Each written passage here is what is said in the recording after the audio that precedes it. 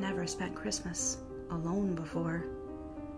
It gives me an uncanny feeling, sitting alone in my furnished room with my head full of ghosts and the room full of voices of the past. It's a drowning feeling. All the Christmases of the past coming back in a mad jumble. The childish Christmas with a house full of relations, a tree in the window, 6 pence in the pudding, and the delicious, crinkly stocking in the dark morning. The adolescent Christmas with mother and father, the war and the bitter cold, and the letters from abroad. The first really grown-up Christmas with a lover, the snow and the enchantment, red wine and kisses, and the walk in the dark before midnight, with the clouds so white and the stars diamonds bright in the black sky. So many Christmases through the years. And now, the first Christmas alone. But not quite loneliness. A feeling of companionship with all the other people who are spending Christmas alone. Millions of them, past and present. A feeling that if I close my eyes, there will be no past or future, only an endless present, which is time. Because it's all we ever have. Yes, however cynical you are, however irreligious, it makes you feel queer to be alone at Christmas time. So I'm absurdly relieved when the young man walks in. There's nothing romantic about it. I'm a woman of nearly 50, a spinster, schoolma'am with grim dark hair and myopic eyes that once were beautiful. But he's a kid of 20, rather unconventionally dressed with a flowing wine-colored tie and black velvet jacket, and brown curls which should do with the taste of a barber's scissors. The effeminacy of his dress is bellied by his features, narrow, piercing blue eyes, and arrogant, jutting nose and chin. Not that he looks strong. The skin is fine drawn over the prominent features, and he is very white. He bursts in without knocking, then pauses, says, "I'm so sorry, I thought this was my room." He begins to go out, then hesitates, and says, "Are you alone?" "Yes." "It's queer being alone at Christmas, isn't it? May I stay and talk?" "I'd be glad if you would." He comes right in and sits down by the fire. "I hope you don't think I'm in here on purpose. I really did think it was my room," he explains. "I'm glad you made the mistake, but you are a very young person to be alone at Christmas time." "I wouldn't go back to the country, to my family. It would hold up my work. I'm a writer." "I see." I can't help smiling a little.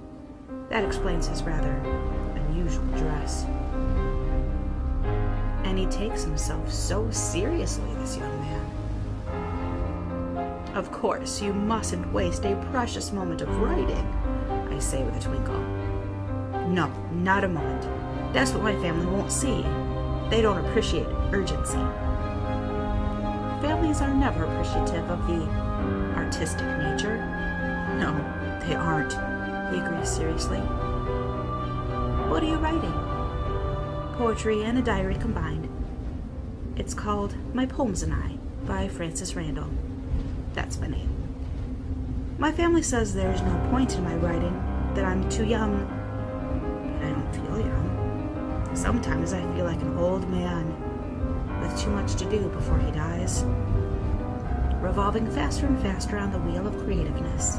Yes, exactly. You understand. "You must read my work sometime. Please read my work. Read my work." A note of desperation in his voice, a look of fear in his eyes, makes me say, "We're both getting much too solemn for Christmas Day. I'm going to make you some coffee, and I have a plum cake." I move about, clattering cups, spooning coffee into my percolator.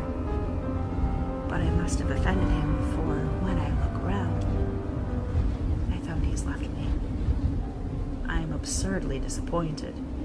I finished making coffee, however, then turned to the bookshelf in the room. It is piled high with volumes, for which the landlady has apologized profusely.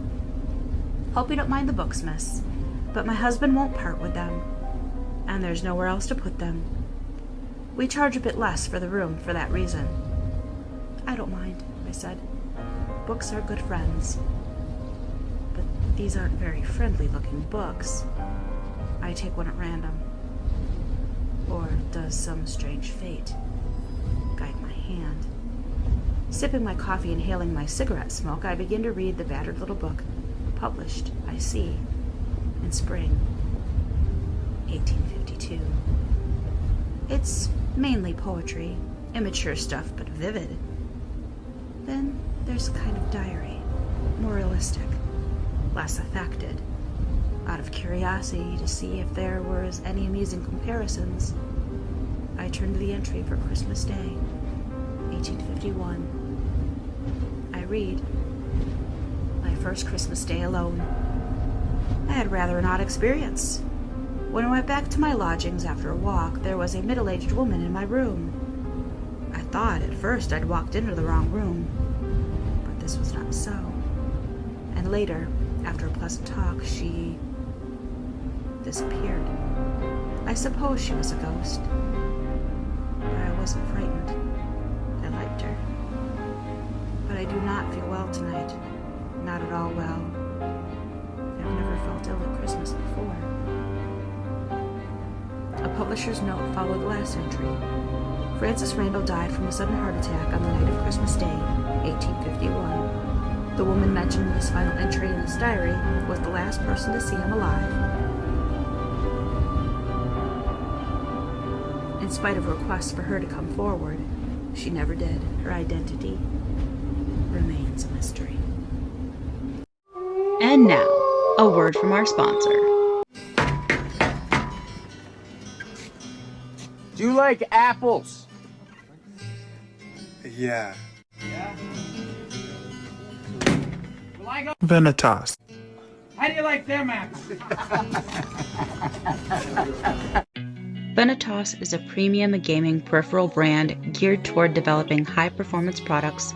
We're currently working toward creating new, exciting, and unique products not currently found on the market. With quality to match its sleek and beautiful design, I can honestly say that my Vanitas mouse is the best that I've ever owned, and I'm looking forward to expanding my collection of Vanitas products. Vanitas ships internationally with extremely low international shipping costs, and shipping is free to the US and Canada. Your products will arrive quickly and carefully packaged, with most orders arriving within 7 to 10 business days. If you're looking to upgrade your setup in an affordable way without substituting looks, Vanitas is an optimal choice, and when you use code pressstartmom at checkout, Vanitas is offering a 10% discount on your order. You'll be doing mom a solid, and you'll be doing yourself a solid. Everyone wins.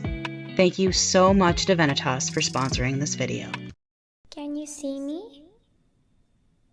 Hello? Can you find me? I'm here. Behind you, look. Behind you. I'm behind you. I am right behind you. Don't be scared. I just want to play a game with you. Hey, don't you run away. Please stay.